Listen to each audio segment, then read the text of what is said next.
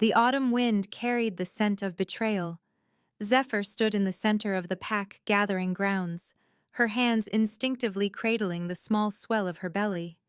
Around her, the members of the Clearwater pack formed a judgment circle, their faces ranging from pitying to hostile. The afternoon sun cast long shadows across the packed earth, and somewhere in the distance, a crow cawed, a sound that felt like an omen. Marcus stood on the raised platform before her, his jaw set in a hard line that she barely recognized. This was her mate, the man who had whispered promises against her skin during long summer nights, the man whose child grew beneath her heart. Now he looked at her as if she were something diseased. "The elder has spoken," Marcus announced, his alpha voice carrying across the silent crowd. "The prophecy is clear. The child will bring destruction to our pack." Zephyr's wolf whimpered inside her, a sound of such profound pain that it made her knees weak. "Marcus, please! This is our pup, our baby!" Her voice cracked on the last word, and she hated herself for the weakness even as tears burned her eyes. "How can you believe?" Elder Thorne saw it in her vision. Marcus wouldn't meet her eyes now, his gaze fixed somewhere over her shoulder. Fire consuming our territory, blood in the streets, and at the center of it all, your child. "Our child," Zephyr corrected, her voice stronger now despite the trembling in her limbs. Her wolf surged forward, lending her strength even as the mate bond between them stretched taut with agony. "You speak as if you had no part in creating this life." A muscle ticked in Marcus's jaw, the only sign that her words had landed. Behind him, Elder Thorne stood with her gnarled hands folded before her, her milky eyes unseeing, yet somehow condemning. The old woman's lips moved in silent prayer, or curse. Zephyr couldn't tell which. "I, Marcus Killian, Alpha of the Clearwater Pack, reject you, Zephyr Nightshade, as my mate and member of this pack."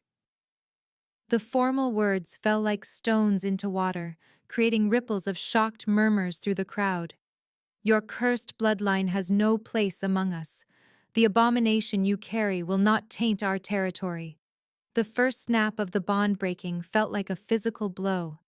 Zephyr gasped, her hand flying to her chest as pain radiated outward from her heart.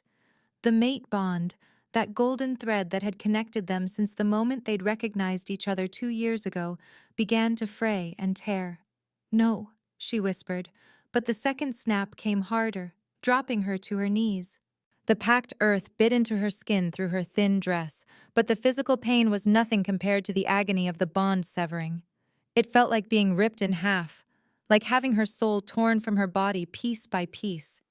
Her wolf howled inside her mind, a sound of such anguish that it echoed through the psychic space they shared. Around them, pack members who were sensitive to emotional energy flinched and looked away, unable to bear witness to such raw suffering. "Marcus, please." Zephyr reached out one hand toward the platform, toward the man who had been her everything. "The baby, our baby. Please don't do this. Don't abandon us." For just a moment, something flickered in Marcus's dark eyes. Regret, perhaps, or maybe just the ghost of the love they'd once shared. But Elder Thorne placed a withered hand on his shoulder, and whatever weakness had surfaced vanished behind a wall of cold resolve. "Go," Marcus commanded, his alpha will pressing down on her like a physical weight. "Cross our borders by nightfall, or my warriors will ensure you leave. Either way, you are no longer Clearwater. You are no longer mine." The final snap of the bond sent white-hot agony lancing through her chest. Zephyr collapsed fully onto the ground, her body curling protectively around her stomach as blood began to seep from her nose. Somewhere far away, she heard screaming and realized dimly that it was her own voice, raw and broken. Her wolf thrashed inside her mind, trying desperately to hold on to the severed threads of the bond, but it was like grasping at smoke.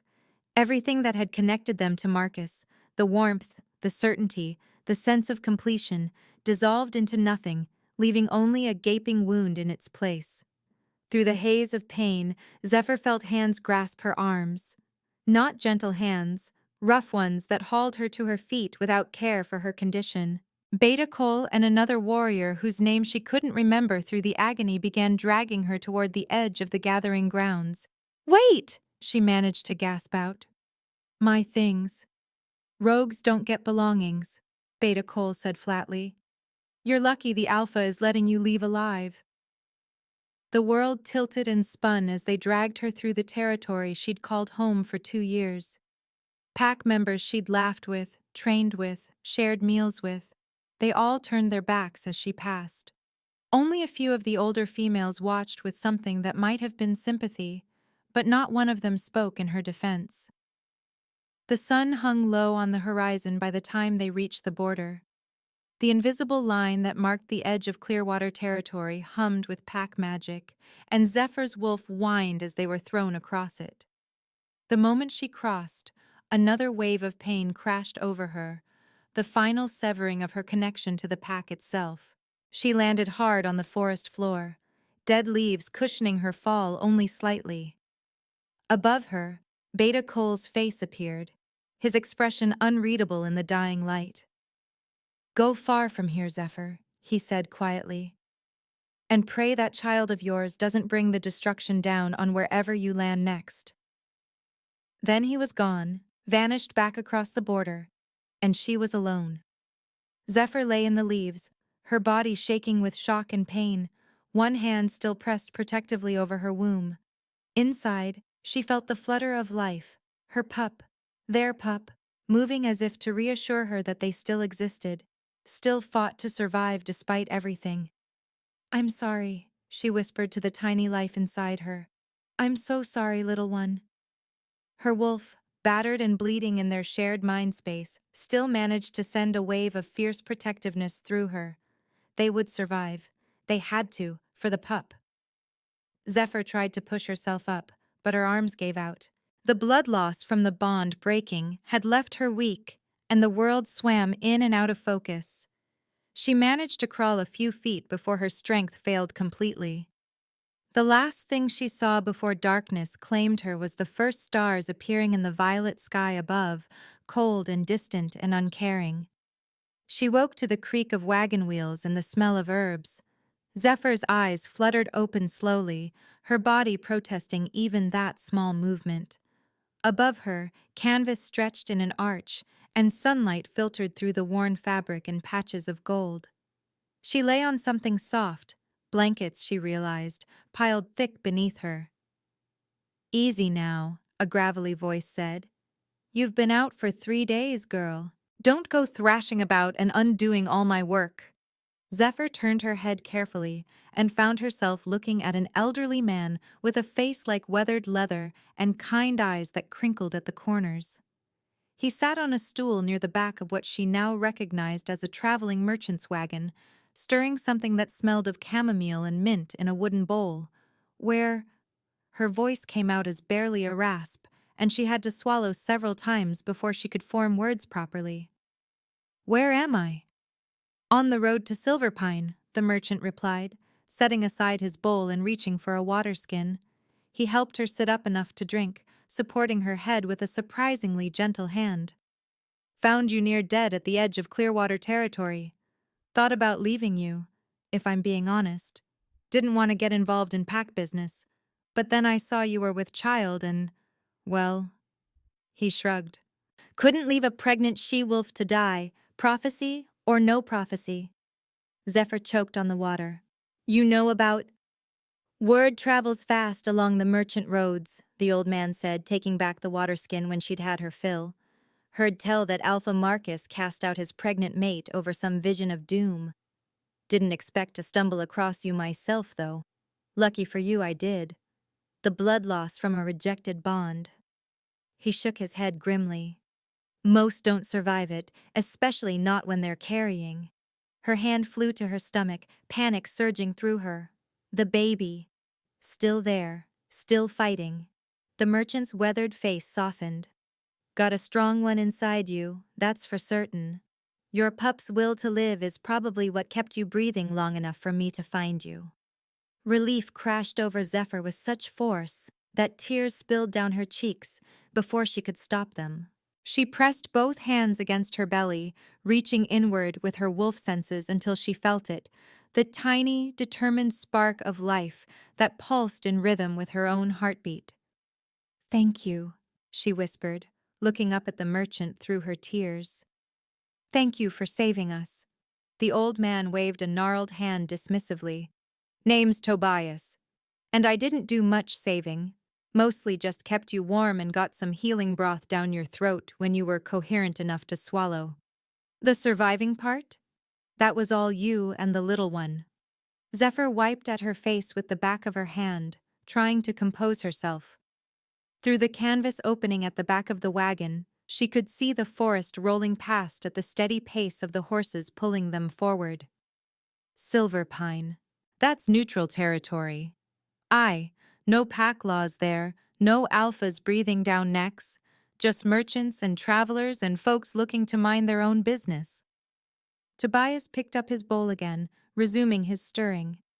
Seemed like the kind of place you'd need. I've got business there myself. Trading post will pay good coin for the herbs I've collected. Figured I'd get you there safe, and then you're on your own. Fair? More than fair, Zephyr said softly. I have no way to repay you. Don't want payment. Just... Tobias paused, his expression growing serious. Just promise me you'll fight for that pup of yours. Whatever the prophecy says, whatever anyone else believes, that's a life inside you. A life that deserves a chance. Zephyr's hand splayed protectively over her stomach, and her wolf stirred in agreement deep within her mind. Despite the pain of the rejection, despite the gaping wound where her mate bond had been, she felt something solid crystallize inside her chest. Determination. Fierce, unbreakable determination. I promise, she said, meeting Tobias's eyes. No matter what comes, I'll protect my child. I'll give them the chance they deserve. The merchant nodded, satisfied. Good. Now drink this. He handed her a cup of the mixture he'd been stirring. And try to rest some more. We'll be in Silver Pine by evening, and you'll need your strength for whatever comes next. Zephyr drank the bitter brew obediently, feeling its warmth spread through her battered body. As she settled back into the nest of blankets, her hand never left her belly. Through the canvas above, she watched clouds drift across patches of sky, and inside her mind, her wolf kept vigil over the precious life they carried. They would survive this. Somehow, they would survive.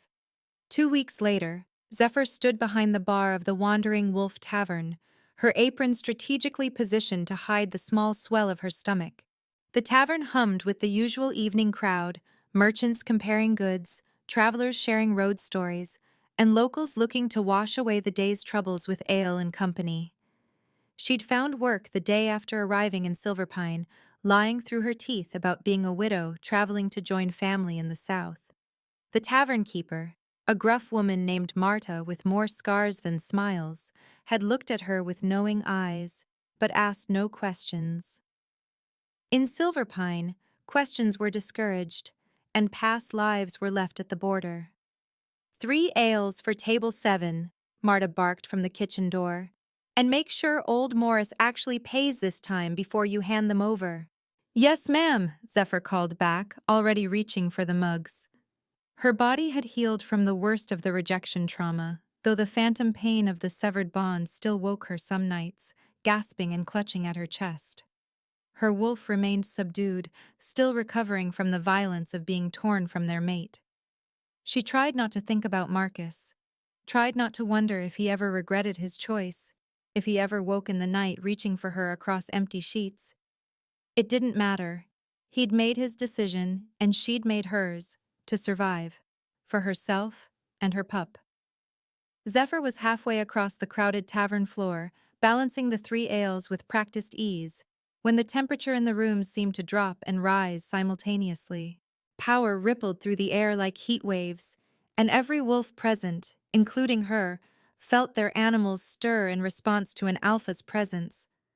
But not just any alpha. The conversations didn't stop entirely, but they lowered to respectful murmurs as a group of warriors entered the tavern. They moved with the coordinated grace of trained fighters, their eyes scanning the room for threats out of pure habit. And at their center walked a man who made Zephyr's breath catch in her throat. He stood tall, well over 6 feet, with broad shoulders that stretched the dark fabric of his shirt. His hair was black as midnight, slightly too long, and falling across a face that could have been carved from stone by a master sculptor. But it was his eyes that arrested her completely. Even from across the room, she could see they were an unusual amber color that seemed to glow with inner fire. Alpha King Rider. She recognized him from descriptions she'd heard whispered in pack gatherings, though no description had done him justice. He ruled the largest territory in the northern kingdoms, commanded the loyalty of dozens of packs, and was said to be one of the most powerful alphas alive, and he was looking directly at her. The moment their eyes met, Zephyr's wolf, who had been silent and wounded for weeks, suddenly surged forward with a strength that nearly buckled her knees. Inside her mind, her animal half began to keen with recognition, a sound of pure joy and longing that sent shockwaves through her entire being. Mate, mate, mate. No, no, this couldn't be happening. Zephyr tore her gaze away, her hands trembling so badly that the ale sloshed over the rims of the mugs. She'd had a mate. She'd been rejected. The universe couldn't be cruel enough to give her another one, not when the wound from the first was still bleeding. But her wolf didn't care about logic or cruelty. The animal half of her soul recognized what the moon goddess had ordained, and she was howling for Zephyr to go to him, to complete what had been written in the stars. "Miss?" Old Morris's voice seemed to come from very far away. "You all right there? You look like you've seen a ghost." Zephyr blinked, realizing she'd frozen in the middle of the tavern floor. Yes, sorry." She forced her feet to move, delivering the ales to Morris's table with mechanical precision. Her skin felt too tight, her wolf pacing frantically beneath the surface, and she could still feel the weight of those amber eyes tracking her every movement. She needed to leave, needed to run before— "Marta needs you in the kitchen," one of the other servers said, appearing at her elbow. The woman's eyes darted toward the king's table nervously. Right now. It wasn't a suggestion. Zephyr nodded mutely and fled toward the back of the tavern, her heart hammering against her ribs. Behind her, she heard Marta greeting the king's party with the proper deference, offering them her best table and finest fare. Zephyr burst through the kitchen door and kept going, past the cooking fires and prep tables, straight toward the back exit that led to the alley behind the tavern. She knew she was being irrational, knew that running would solve nothing, but the panic had her in its grip. Another mate. The moon goddess had given her another mate, and he was the Alpha King, powerful, perfect, and so far above her station that it was laughable. What would he do when he discovered she was carrying another man's child? Would he reject her as Marcus had? Would he call her pup cursed and cast her out to die alone? She couldn't survive another rejection, wouldn't survive it. The cool evening air hit her face as she stumbled into the alley, her breath coming in short gasps that had nothing to do with physical exertion. She pressed her back against the rough stone wall, her hands automatically moving to cradle her belly in a protective gesture that had become instinctive. "Please," she whispered to the pup inside her, "please forgive me for being such a coward. You're not a coward." The voice came from the mouth of the alley, deep and rich and sending shivers down her spine. Zephyr's head snapped up, and there he stood, the Alpha King, backlit by the fading sunlight, his amber eyes locked on her with an intensity that stole what little breath she had left. "You're terrified," Ryder continued, taking a slow step into the alley. His movements were careful, controlled, like he was approaching a wounded animal he didn't want to spook. "I can scent your fear, but fear isn't the same as cowardice." "Stay back," Zephyr managed to say, though her voice came out far weaker than she'd intended. Her wolf was going mad inside her, torn between the instinct to run and the overwhelming urge to throw themselves at their mate's feet. Ryder stopped immediately, raising his hands in a gesture of peace. I won't come closer if you don't want me to, but we need to talk. You feel it too, don't you? The bond? I can't, Zephyr said, and hated how her voice broke on the words. I can't do this.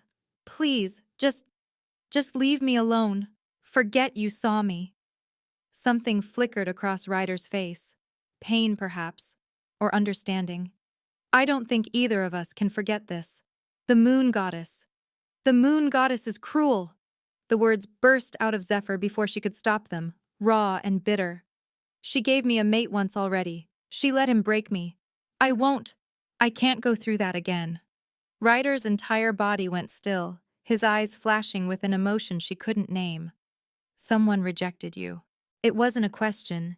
His gaze dropped to where her hands cradled her small bump, and she saw the exact moment understanding clicked into place. Recently.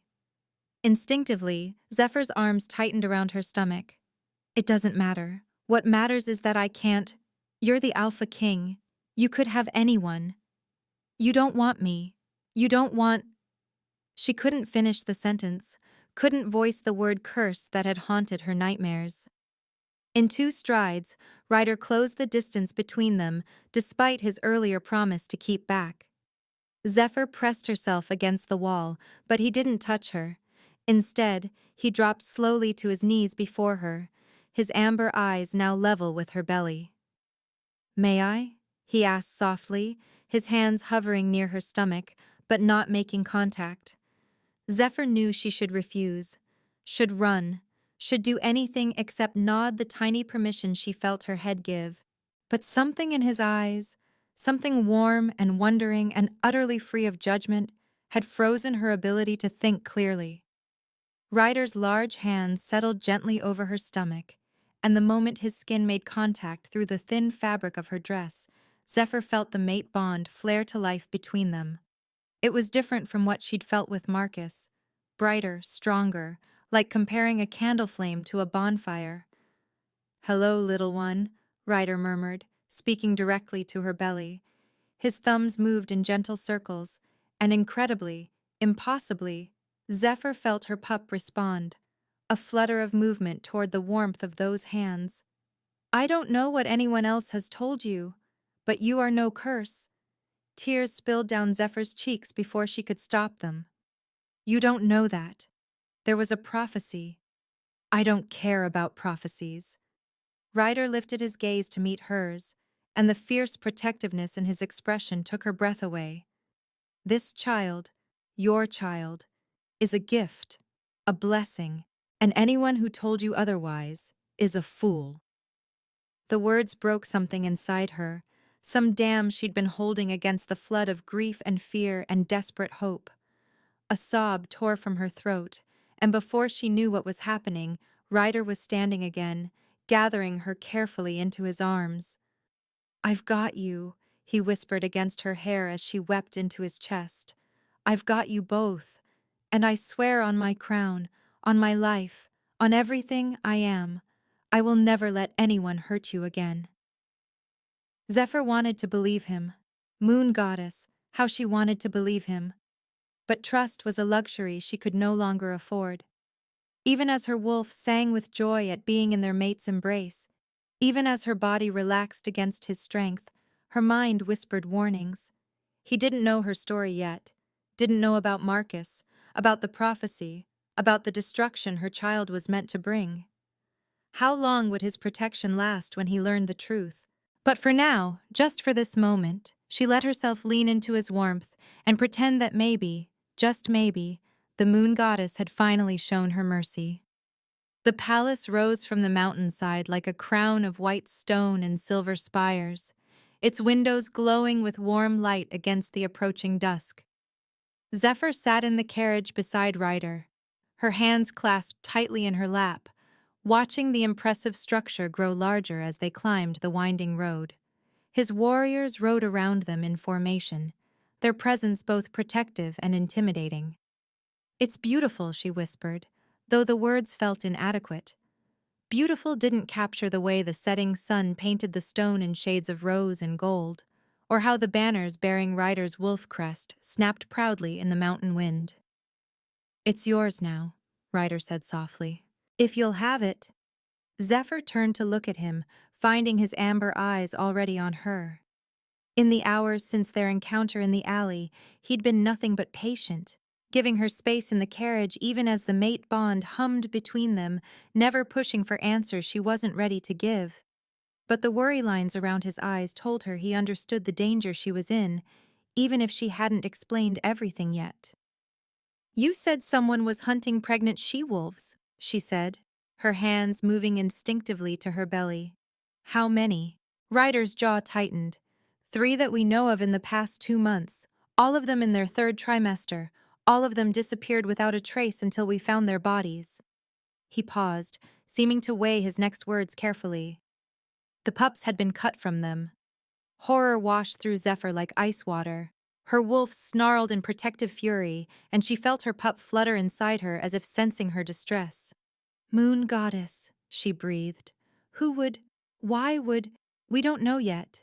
But when my trackers caught wind of your scent near the Clearwater border, combined with reports of Marcus casting out his pregnant mate." Ryder reached across the space between them, his hand hovering near hers in question. When she didn't pull away, he gently covered her clasped hands with his own. "I came to Silverpine to find you, to protect you." "You don't even know me," Zephyr said, though her fingers had already turned to intertwine with his. The touch sent warmth radiating up her arm, the mate bond singing with contentment at even this simple contact.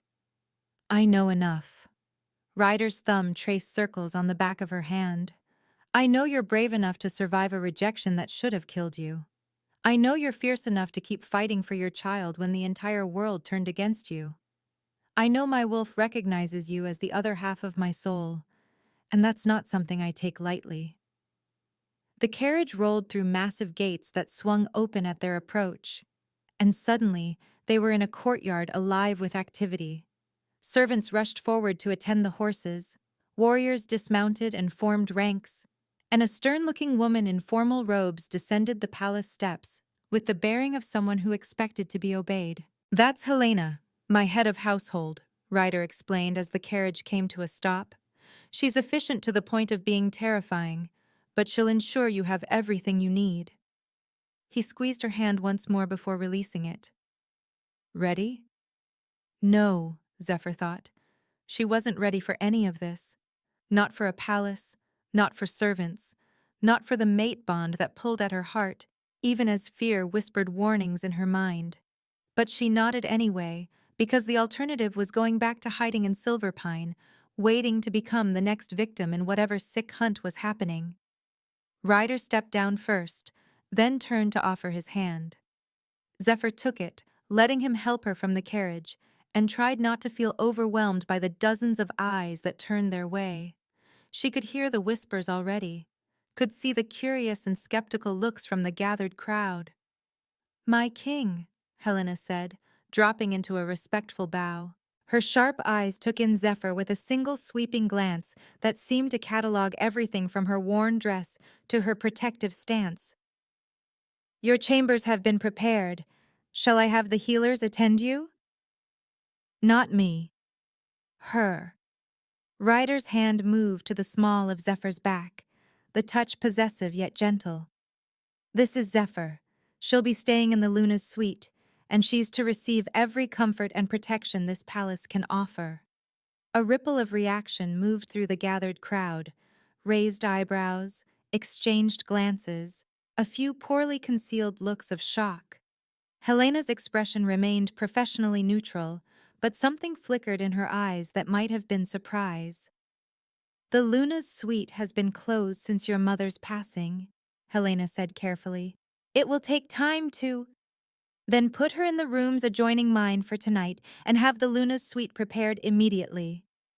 Ryder's tone brooked no argument, his alpha authority bleeding into the words. "And send for healer Margot. I want Zephyr and her pup examined thoroughly." "As you command, my king." Helena bowed again, then turned her attention to Zephyr. Her expression softened almost imperceptibly. "Welcome to Moonhaven Palace, my lady. If you'll follow me, I'll show you to your chambers." The next hour passed in a blur of marble hallways and elegant rooms, servants bringing fresh clothes and scented bathwater, and finally healer Margot, a kindly woman with silver-streaked hair and gentle hands, performing an examination that pronounced both Zephyr and her pup healthy despite everything they'd endured. 4 months along, perhaps a bit more, Margot said, helping Zephyr back into the soft nightgown Helena had provided. "The pup is strong, heartbeat steady. But you've been through trauma, child. The rejection, the blood loss, the stress." She shook her head, concern evident in her weathered face. "You need rest, good food, and peace. Can you give yourself that?" Zephyr looked around the room Ryder had given her, all rich fabrics and gleaming wood, a bed that could fit 4 people, windows that overlooked mountains painted purple by twilight. It was more luxury than she'd ever experienced, more comfort than she'd known existed. And it all felt temporary, like something that would be snatched away the moment she let herself believe in it. "I can try," she said finally. Margot patted her hand. "That's all any of us can do. Now, the king asked to be informed when I was finished. Shall I send him in?" Zephyr's first instinct was to refuse, to ask for solitude to process everything. But her wolf whined at the thought of sending their mate away, and truthfully, she craved his presence like air. "Yes, please." The healer left with a knowing smile, and moments later Ryder appeared in the doorway. He'd changed from his travel clothes into simple dark pants and a loose shirt, his feet bare on the carpet. Somehow the casual dress made him more approachable, less like the powerful Alpha King, and more like just a man. "Margot says you're both well," he said, not entering the room fully. "I wanted to check for myself, if that's all right." "You don't have to ask permission to enter rooms in your own palace," Zephyr said, settling carefully onto the edge of the massive bed. "I do if you're in them." Ryder moved into the room but kept his distance, leaning against the wall near the window. "These are your chambers, Zephyr. Your space. I won't violate that without invitation." The words wrapped around something tender in her chest. Marcus had never asked permission for anything, had simply taken what he wanted as his right as her mate. The difference was stark and startling. "Will you tell me about the prophecy?" Ryder asked after a moment of comfortable silence. "If you're not ready, I understand. But whatever's coming, I can protect you better if I know what we're facing." Zephyr looked down at her hands, at the slight swell of her belly beneath the nightgown. She'd kept the words locked inside her since that terrible day in the Clearwater Gathering Grounds, too afraid to voice them, as if speaking them aloud would give them more power. "Elder Thorn had a vision," she began quietly. "She said she saw fire consuming packlands, blood running in the streets, and at the center of it all, my child. She said the pup I carry is cursed to bring destruction." "What were her exact words?" Ryder pressed gently. "Visions can be interpreted many ways." Zephyr closed her eyes, remembering the old woman's cracked voice echoing across the gathering grounds. She said, "The child born of 2 bonds will bring kingdoms to their knees. Born in shame, carried in exile, this pup shall be the doom of all who shelter it." When she opened her eyes, she expected to see doubt or fear in Ryder's expression. Instead, his amber gaze was thoughtful, calculating. "2 bonds," he repeated. "That's interesting phrasing. You were bonded to Marcus, and now the moon goddess has given you to me. A child with 2 fathers, one of blood, one of choice. Are you saying you would—" Zephyr couldn't finish the question, couldn't let herself hope. Ryder pushed off from the wall and crossed to her, kneeling before her as he had in the alley. His hands settled on her knees, warm and steady. "I'm saying that this pup is yours, which makes them mine. Blood doesn't determine family, Zephyr. Love does. Choice does. And I choose this child. Prophecy be damned." Tears blurred her vision. "You haven't even seen them yet. Haven't felt them move or heard their heartbeat. How can you be so sure?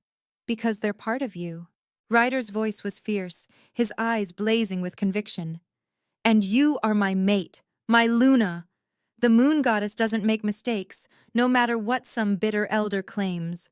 If she gave you this child, and then gave you both to me, there's a reason that has nothing to do with doom or curses. One of Zephyr's tears fell, landing on his hand. He caught the next one with his thumb, brushing it away with infinite gentleness. Stay, he whispered. Stay here where I can keep you safe. Let me prove to you that not all mates are like the one who broke you. Give me a chance to show you what it means to be cherished. Zephyr's wolf was howling for her to agree, to throw herself into their mate's arms and accept everything he offered. But the wounded human heart inside her chest held back, remembering the last time she'd trusted a man's pretty words. I need time, she said softly. The bond between us, I feel it, Moon Goddess knows I feel it. But I can't. Not yet. I can't survive another rejection, Ryder. It would destroy me. Then I'll wait. He said it simply, as if it was the easiest promise in the world. Days, weeks, months, however long you need. I'm not going anywhere, Zephyr, and neither is my commitment to you and your pup. That night, Zephyr lay in the enormous bed and felt her child move inside her, stronger now, more active, as if they too felt the safety of these walls. Through the door that connected her chambers to Ryder's, she could hear his steady breathing, could feel his presence like a warm glow through the incomplete bond. For the first time since the rejection, she let herself believe that maybe, just maybe, they might actually survive this. The next 2 weeks passed in a haze of gentle routine that Zephyr almost feared to trust. Each morning a servant brought breakfast to her room, fresh bread, fruit, cream that hadn't gone sour, and the herbal tea Margot prescribed for the pregnancy. Ryder always knocked before entering, never assuming his welcome, and they'd eat together while discussing nothing of consequence. Books, weather, the mountain hawks that nested in the palace towers. It was painfully, wonderfully ordinary.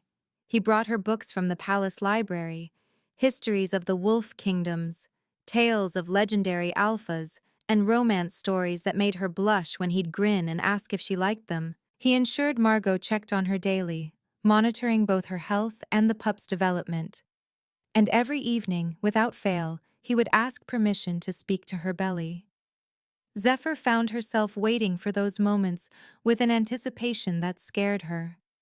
Hello, little one, Ryder said on the 14th night, his large hands cradling her growing bump with reverent care. They sat in her chambers, Zephyr propped against pillows while Ryder settled beside her on the bed, a position that had become comfortable through repetition. Shall I tell you about the kingdom you'll inherit? About the forests where wolves run free under the moon, and the mountains that touch the sky? You keep saying things like that, Zephyr murmured, her fingers unconsciously moving to rest atop his hands. As if this pup will be yours, they will be mine. Ryder's voice was absolute, his amber eyes meeting hers with fierce certainty. In every way that matters, I'll be there when they take their first steps, say their first words, shift for the first time. I'll teach them to hunt, to lead, to be strong yet kind, and I'll make sure they never, ever doubt that they're wanted. The last words hit Zephyr like a physical blow, driving straight through her defenses to the fear she carried deep inside. What if the prophecy is true? What if they do bring destruction? Then we'll face it together. Ryder's thumb traced gentle circles on her belly, and incredibly, her pup kicked toward the touch. His face lit up with such pure joy that it made Zephyr's heart ache. Did you feel that? They know my voice. They're getting strong, Zephyr admitted, covering a yawn. The pregnancy fatigue hit her hardest in the evenings, and the warmth of Ryder's presence made her feel safe enough to let her guard down. Sleep, Ryder encouraged, starting to pull away. I'll see you in the morning. Wait. The word escaped before Zephyr could stop it. When he looked at her questioningly, she felt heat rise to her cheeks. Would you stay? Just until I fall asleep? Something tender and fierce crossed Ryder's expression. As long as you need me to. He settled against the headboard, and Zephyr found herself curling into his side, her head on his chest where she could hear the steady thump of his heartbeat. His arm came around her carefully, holding her close, and his free hand returned to her belly, where their pup seemed to settle at his touch. "You're going to be an amazing father," Zephyr whispered into the darkness. She felt Ryder's lips brush against her hair. "And you're already an incredible mother. Rest now, love. I've got you both." 3 days later, Zephyr stood in the royal gardens, marveling at the roses that somehow thrived despite the mountain cold. Ryder walked beside her, his hands clasped behind his back, looking more relaxed than she'd yet seen him. He'd been patient, so impossibly patient, never pushing for more than she was ready to give, despite the mate bond that pulled between them with increasing intensity. "Helena tells me the Luna's suite is ready," Ryder said, pausing beside a fountain where water sang over carved stone. "Though I confess I'll miss having you close. I've grown accustomed to knowing you're just beyond that door." "I'll miss it too," Zephyr admitted. The rooms adjoining his had felt safe, cocooned. The Luna's suite, despite its grandeur, would be farther away, more isolated. Ryder turned to face her fully, and the expression on his face made her breath catch. "Zephyr, there's something I need you to know, something I need you to understand before we go any further." Anxiety spiked through her. "What is it?" "I'm not him." The words were soft but intense, Ryder's amber eyes burning with conviction. "I'm not Marcus. I won't throw you away when things get difficult. I won't abandon you or that precious pup you carry. I know you're afraid. You have every right to be after what he did to you. But I need you to know that I am not him. And I never will be." Tears pricked at Zephyr's eyes. "How can you promise that? You don't know what's coming. The prophecy. Damn the prophecy." Ryder's voice rose slightly, passion bleeding through his usual control. He took her hands in his, holding them against his chest where she could feel his heart racing. "I don't care what some elder saw in her visions. I don't care if the entire kingdom thinks your pup is cursed. I will stand between you and every threat that comes. I will protect you with my last breath. And I will love that child as my own because they're part of you, and you are everything." The confession hung in the air between them, and Zephyr felt her carefully constructed walls cracking. She'd been so afraid to trust, so terrified of being broken again. But looking into Ryder's eyes, feeling the absolute certainty pouring through their incomplete bond, she found herself believing him. "I'm scared," she whispered. "I know." Ryder brought her hands to his lips, pressing a gentle kiss to her knuckles. "But I promise you, Zephyr Nightshade, on my honor as Alpha King, on my crown, on the moon goddess herself, I will never abandon you or your child. You are my mate, my Luna, and I will stand beside you through whatever comes." A sob broke from Zephyr's throat, and then she was in his arms, held against his chest, while tears of relief and hope streamed down her face. Ryder's hand cradled the back of her head, his other arm wrapped protectively around her waist, and through their bond, she felt his wolf singing with joy at finally being allowed to hold their mate. "I want to believe you," she said against his shirt, her words muffled. "I want to trust this so badly it terrifies me." "Then take it one day at a time." Ryder pulled back enough to cup her face, his thumbs brushing away her tears. "You don't have to give me everything at once. Just let me keep proving myself. Let me show you what we could be." Zephyr nodded, unable to form words past the emotion choking her throat. Something fundamental had shifted between them in this garden, some barrier crumbling beneath the weight of his sincerity. Her wolf purred with contentment, finally believing they might be safe, finally believing in their mate. The sun broke through the clouds overhead, painting everything in shades of gold, and Zephyr felt her pup kick strong and sure inside her, almost as if they too were celebrating this moment of hope. The bond flared like lightning through Ryder's chest. He was mid-sentence with his counsel when it hit, a spike of pure terror that drove him to his knees. Around the table, advisors jumped to their feet in alarm, but Ryder barely registered their voices. All he could feel was Zephyr's fear screaming through their incomplete bond, raw and desperate and utterly wrong. Something had happened to his mate. His wolf surged forward with such violence that his eyes flooded amber, his canines extending as a growl tore from his throat that sent every wolf in the room stumbling backward in submission. The careful control he'd maintained for weeks shattered like glass, leaving only the primal need to find her, protect her, destroy anything that dared threaten what was his. "Where is Lady Zephyr?" The words came out as more snarl than speech. The guards stationed outside her chambers arrived within seconds, their faces pale. "Gone, my king. Her rooms are empty. There are signs of struggle, drugged cloth, traces of sedatives in the air." Ryder's vision went red. He moved through the palace like a force of nature, his alpha power rolling off him in waves that had wolves pressing themselves against walls to avoid his path. The bond pulled him toward the western wing, toward the guest quarters where Lady Morgana stood in her doorway, and the moment their eyes met, her carefully composed expression cracked. Guilt and fear flooded her scent, acrid and unmistakable. "You," Ryder breathed, and his voice carried the weight of kingdoms. "Where is she?" Morgana tried to run. She made it 3 steps before Ryder's hand closed around her throat, slamming her against the stone wall hard enough to crack the mortar. His warriors flooded the hallway behind him, their weapons drawn, but he didn't need them. Not for this. "I gave you sanctuary in my home," Ryder said, each word precise and deadly. "I showed you mercy when you schemed for my attention, and you repay me by touching my mate?" "She doesn't deserve you," Morgana choked out, her hands clawing uselessly at his grip.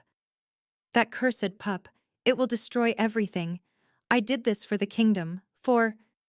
You did this for your own jealous heart." Ryder's grip tightened fractionally.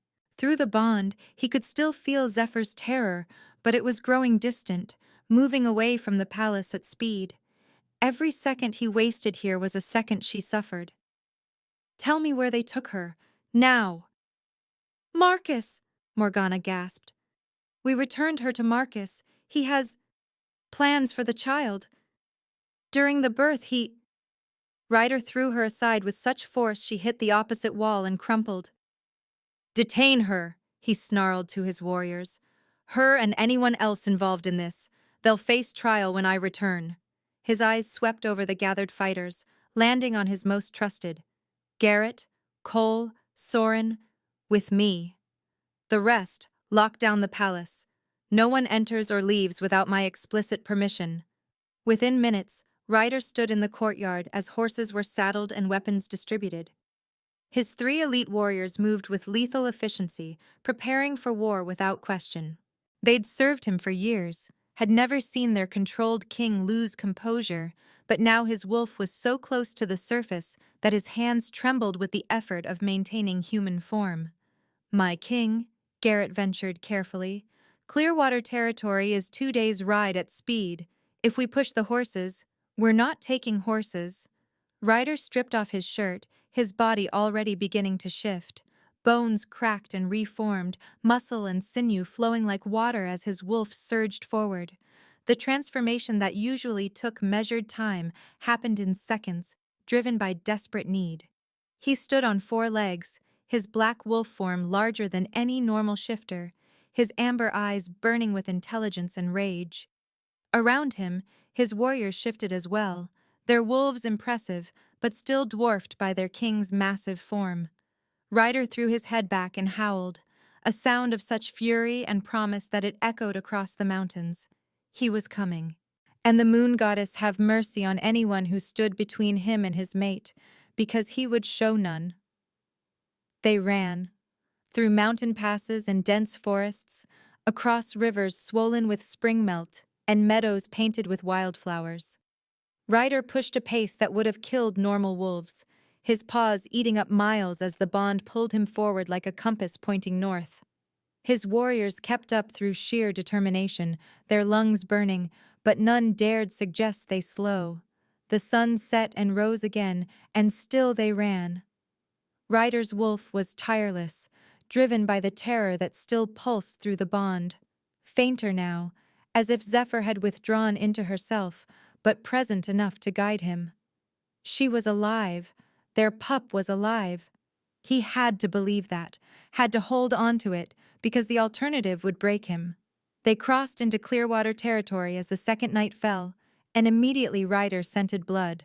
Not Zephyr's, not yet, but fresh enough to be concerning.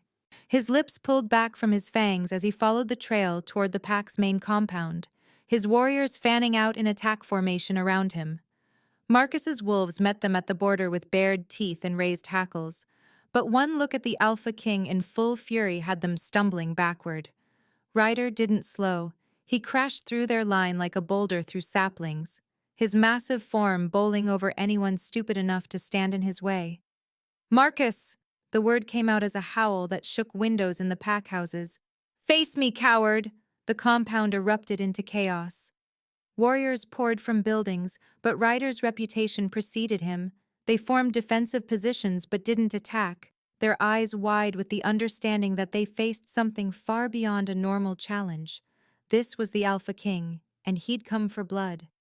Marcus emerged from the main hall in wolf form, his brown fur bristling with aggression. He was a large wolf, alpha strong and battle-tested, but next to Ryder's massive black form, he looked like a pup trying to play grown. Ryder didn't bother with posturing. The moment Marcus was clear of his pack, he lunged. The fight was brutal and swift. Marcus was skilled, fought with the desperation of a male defending his territory, but Ryder fought with something more primal, the absolute need to protect his mate, an unborn pup. Every time Marcus landed a blow, Ryder barely felt it. Every time Marcus tried to gain advantage, Ryder's superior size and strength overwhelmed him. Ryder's jaws closed around Marcus's throat, not killing but dominating, forcing the other alpha onto his back in the ultimate show of submission. Around them, the Clearwater pack fell silent, watching their leader defeated by the king. Both alphas shifted back to human form in the dirt, Ryder's hand still wrapped around Marcus's throat. Blood dripped from cuts on both their bodies, but Ryder ignored his wounds completely. "Where is she?" Each word was a knife. "Where is my mate?" Marcus coughed, his eyes showing the first hint of something that might have been regret. "Dungeon." "But you don't understand. The power her pup will have at birth. If I can just harness." "You were going to kill her child." It wasn't a question. The witch's words that Morgana had let slip made sick sense now. "You were going to cut that innocent pup from her body for power, for survival." Marcus's eyes blazed with desperate conviction. "The prophecy, damn your prophecy." Ryder's hand tightened until Marcus's face began to purple. "You will live knowing you lost everything. Your mate, your pup, your honor, all of it gone because you were too much a coward to stand against fear." He released Marcus with a shove and stood, his naked form covered in blood and dirt, but his bearing still regal. "If you ever come near what's mine again, I will end you. This is your one mercy. Don't waste it." Then Ryder was moving again, his warriors flanking him as he tore through the compound toward the dungeon entrance. The stone stairs descended into darkness, and the scent that hit him, fear and pain and Zephyr, nearly brought his wolf back to the surface. The cells were crude things, built to hold rogues and criminals. And there, in the farthest one, curled on the cold stone with her hands cradling her belly, was his mate, Zephyr. Her name came out broken, her head snapped up, her eyes wide and haunted. For a heartbeat, she stared at him as if she couldn't believe he was real. Then she was sobbing, reaching for him through the bars with shaking hands. Ryder tore the cell door from its hinges with his bare hands. The iron shrieked and bent, and then nothing stood between them.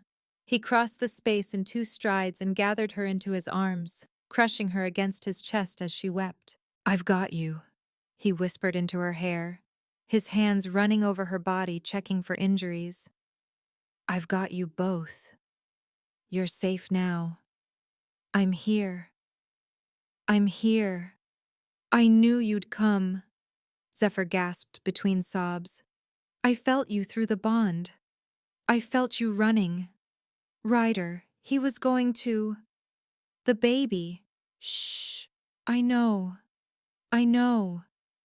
Ryder pulled back just enough to cup her face, his thumbs brushing away her tears. But he didn't. "You're both alive, and I'm taking you home." He lifted her into his arms as if she weighed nothing, and Zephyr buried her face against his neck, her hands fisting in his hair. Through their incomplete bond, Ryder felt her terror finally beginning to ease, replaced by overwhelming relief and trust, so absolute it made his chest ache. "Let's go home, love," he murmured, carrying her toward the stairs. "Let's go home." The journey back to the palace passed in a blur of pain and fear. Ryder had shifted and carried Zephyr in his jaws as gently as possible, but every jolt sent cramping through her abdomen that made her whimper. By the time they crossed back into Moonhaven territory, she was clutching her belly and breathing through contractions that came far too close together. "The baby's coming," she gasped as Ryder shifted back to human form and lifted her again. "It's too early. It's not time yet." "You're strong," Ryder said fiercely, already running toward the palace that loomed ahead. "Our pup is strong. You're going to be fine." But fear colored his scent, and Zephyr could feel his terror bleeding through their bond. She was only 7 months along. The baby wasn't supposed to come for another 2 months. The stress of the abduction, the trauma, the fear, it had all triggered early labor, and now her body was betraying her. Healers swarmed them the moment they entered the palace.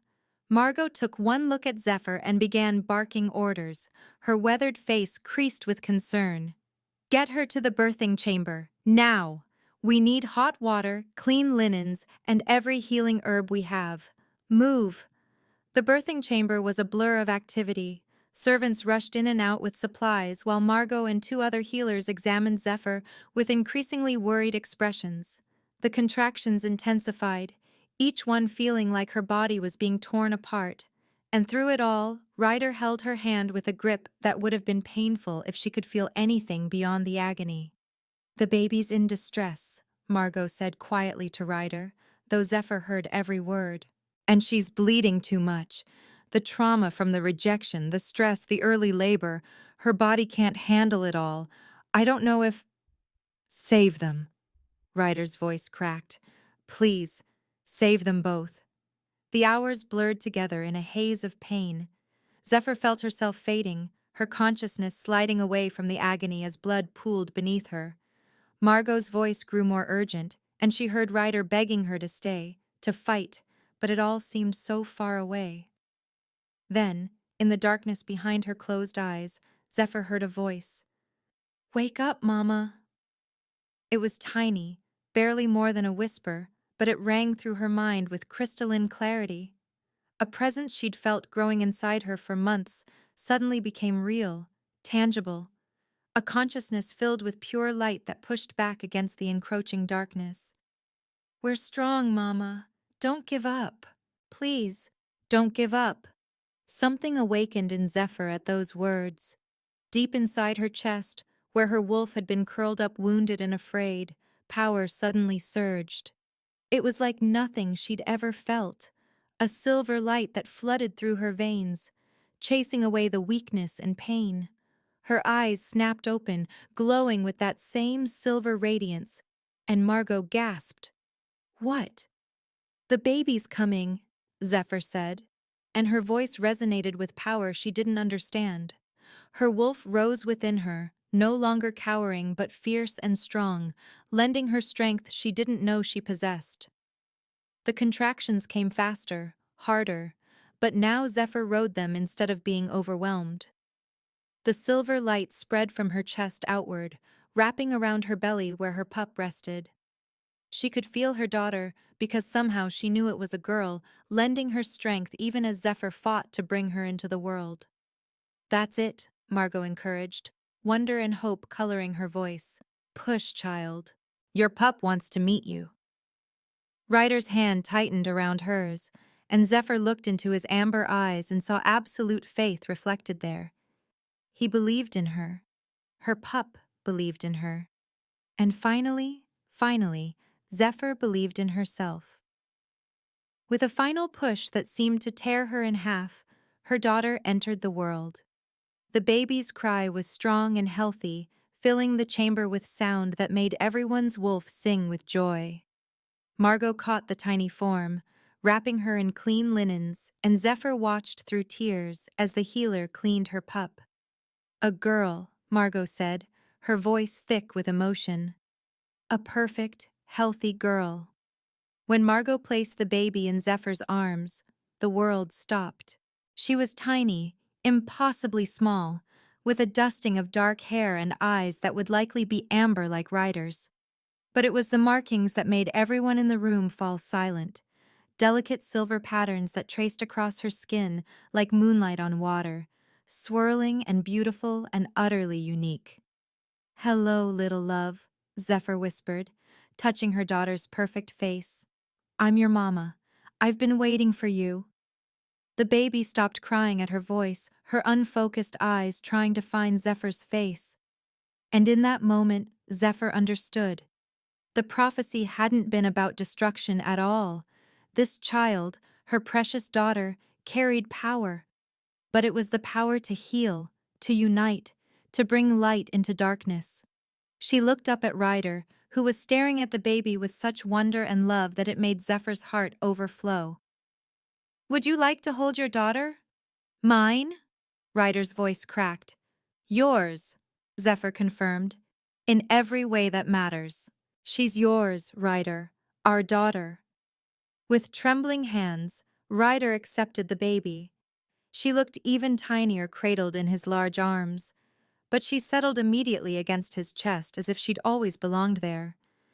Tears tracked down Ryder's face as he gazed at the pup he'd claimed as his own, and through the bond, Zephyr felt his overwhelming love and fierce protectiveness.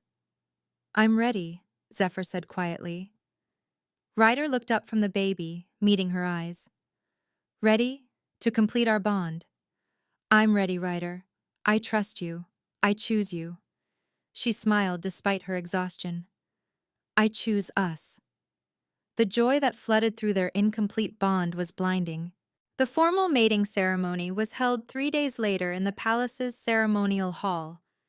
Zephyr stood before the gathered packs in a dress of silver and white, her daughter, not yet named, sleeping peacefully in a cradle beside her. Ryder stood across from her, magnificent in formal robes that bore his crest, his amber eyes locked on hers with an intensity that made her breath catch. The hall was packed with wolves from dozens of territories, all come to witness their king claim his mate. But Zephyr also knew that some had come with less pure intentions. She'd heard the whispers, felt the hostile stares from those who still believed the prophecy spoke of doom. "We are gathered under the full moon," the ceremony master intoned, "to witness the completion of a sacred bond. Alpha King Ryder of Moonhaven and Luna Zephyr, the moon goddess has chosen you as mates. Do you accept this bond freely and completely?" "I do," Ryder said, his voice carrying across the hall. "I do," Zephyr echoed, her heart racing. "Then complete what the goddess has ordained." Ryder crossed the space between them in 3 strides, pulling Zephyr into his arms. Their lips met in a kiss that was both gentle and claiming, and the moment they connected, the partial bond between them exploded into completion. Power radiated outward from them in concentric waves, washing over everyone present with the force of a tidal wave. Zephyr gasped against Ryder's mouth as she felt him flood into her mind, his thoughts, emotions, very essence intertwining with hers until she couldn't tell where she ended and he began. The bond was golden and bright, so much stronger than what she'd shared with Marcus, and through it flowed absolute love and devotion. In her cradle, their daughter began to glow with silver light. The crowd gasped and stepped back as the baby's unique markings blazed like starlight.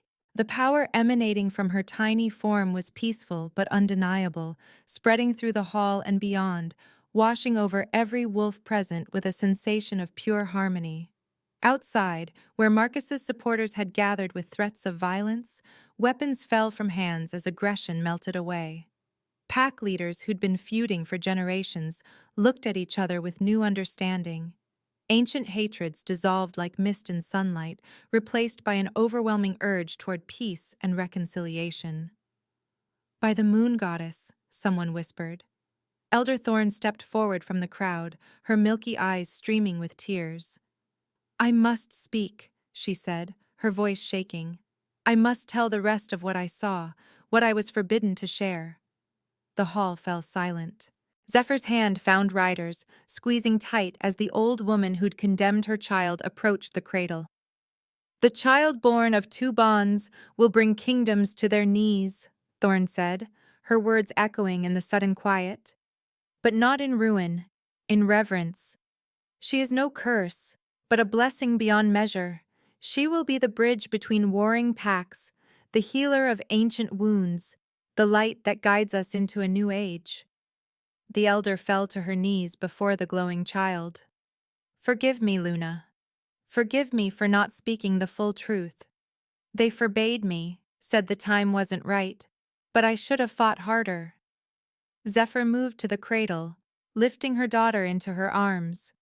The silver glow softened, but remained, wrapping around them both like a protective embrace. She looked down at the child who'd fought so hard to be born, who'd lent her strength when she'd had none left, and felt power rising within her own chest, no longer the broken she-wolf who'd been cast out, but a true Luna, strong and unbreakable. "There's nothing to forgive," Zephyr said, her voice resonating with new authority. "Everything happened as it was meant to. My daughter will indeed bring peace to the kingdoms, and I will stand beside her and my mate to ensure that peace thrives." Ryder's arm came around her waist, pulling her against his side. Together they faced the gathered packs, a united front of power and promise. "This is Luna Zephyr, my mate and your queen," Ryder announced, his alpha voice carrying to every corner of the hall. "And this is our daughter, blessed by the moon goddess herself. Any who threaten them will answer to me. Any who doubt them will see the truth of their power." The age of feuding packs ends today. We enter a new era, guided by light instead of darkness. The hall erupted in a roar of approval, wolves dropping to one knee in respect and submission. Outside, the assembled crowds took up the cry, and it spread across the kingdom like wildfire, hope replacing fear, unity replacing division. Zephyr looked at Ryder, saw her own joy and triumph reflected in his amber eyes, and through their completed bond, she felt his absolute love and pride. They'd survived everything the world had thrown at them. Now, together, they would build something beautiful. "What should we name her?" Ryder asked softly, stroking one finger down their daughter's perfect cheek. Zephyr smiled, kissing her daughter's forehead. "Luna. We'll call her Luna, for she came with the moon's blessing and brought light to the darkness." "Luna," Ryder repeated, testing the name. "Perfect. She's perfect." As the celebration swirled around them, and their daughter slept peacefully in Zephyr's arms, she finally allowed herself to believe in forever. This was her family, her mate, her pup, her kingdom. This was her blessing.